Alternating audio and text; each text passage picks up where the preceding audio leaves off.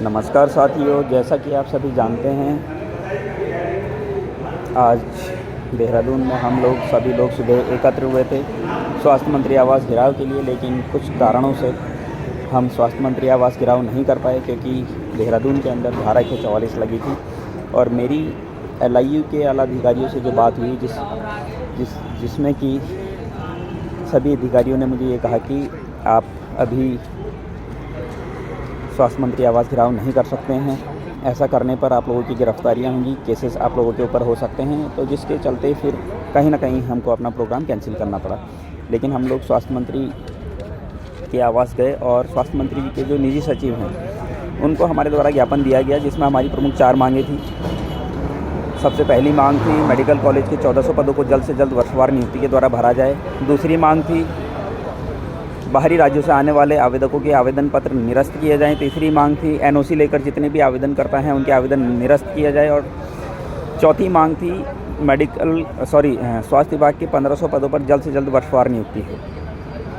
हम ये ज्ञापन स्वास्थ्य मंत्री आवास पर जाकर उनके निजी सचिव चौहान जी को देकर आए हैं। और उसके बाद हम लोग सचिवालय गए और स्वास्थ्य सचिव से मिलने के लिए वहाँ पहुँचे। लेकिन स्वास्थ्य सचिव आज पिथौरागढ़ में हैं। लेकिन हम स्वास्थ्य मंत्री जी की जो निजी सचिव हैं मोबिन खान जी, उनसे मिले और उनके द्वारा हमको ये पता चला कि हमारी जो मेडिकल कॉलेज में जो 1400 पदों की जो फाइल है वो वित्त विभाग में अटकी हुई, वित्त विभाग में मामला अटका हुआ है। मैं आप लोगों को फिर से बताना चाहता हूँ, वित्त विभाग में ये फाइल अटकी हुई है, वहाँ से ये फाइल पास करवानी है।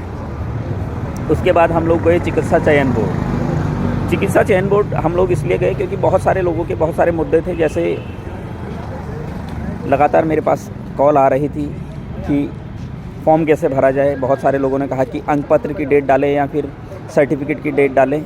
तो हमने वहाँ पता किया तो उन्होंने बताया कि आप चाहे सनद की डेट डालें, सर्टिफिकेट की या फिर अंक पत्र की, दोनों मान्य होगी। दूसरा, आप अगर फ़ोटो का बैकग्राउंड वाइट नहीं है तो भी चलेगा, फॉर्म कैंसिल नहीं होगा। तीसरा, अगर चारों ईयर के जो मार्क्स हैं वो काउंट होंगे। 6 मंथ का जो इंटर्नशिप के मार्क्स हैं वो भी काउंट होंगे। और हमने ये भी पता किया कि जो बाहरी राज्यों के जिन आवेदकों ने आवेदन किया है, क्या उनके आवेदन निरस्त किए जाएंगे जब उनके पास स्थायी निवास नहीं होगा। तो इस सवाल के जवाब में उन्होंने कहा कि क्योंकि उन्होंने हाईकोर्ट के डिसीजन की कॉपी लगाई है तो उनके आवेदन निरस्त नहीं किए जाएंगे हाईकोर्ट के आदेश आने तक, क्योंकि उनका मामला भी हाईकोर्ट में चल रहा है और हाईकोर्ट का डिसीजन आने तक उनके कोई भी फॉर्म को हम रिजेक्ट नहीं कर सकते, क्योंकि माननीय उच्च न्यायालय का ये डिसीजन है। तो साथियों, कहीं ना कहीं हमारे लिए फिर से कुछ परेशानियां खड़ी हो रही है।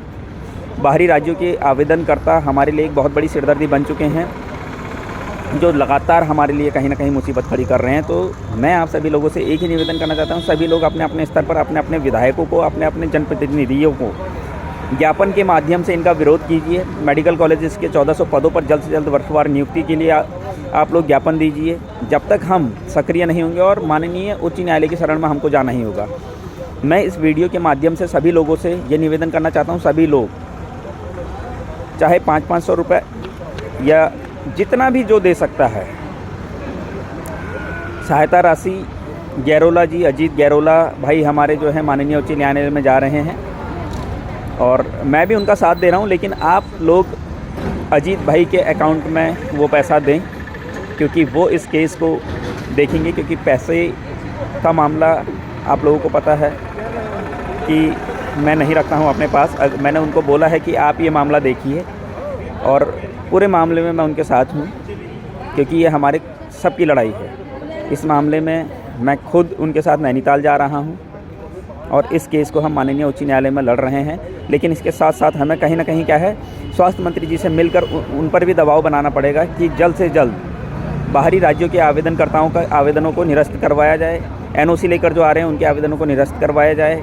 मेडिकल कॉलेजेस के 1400 पदों को जल्द से जल्द वर्षवार नियुक्ति के द्वारा भरवाया जाए। और स्वास्थ्य विभाग के 1564 पदों पर जो आवेदन चल रहे हैं उनको भी जल्द से जल्द वर्षवार नियुक्ति दी जाए। तो साथियों, मेरा आप सभी लोगों से एक ही निवेदन है कि जल्द से जल्द हम इन कामों को करें। सभी लोगों से एक ही निवेदन करता हूँ, सभी लोग एक होकर इस लड़ाई को लड़ें, तभी हमारी जीत हो सकती है। धन्यवाद।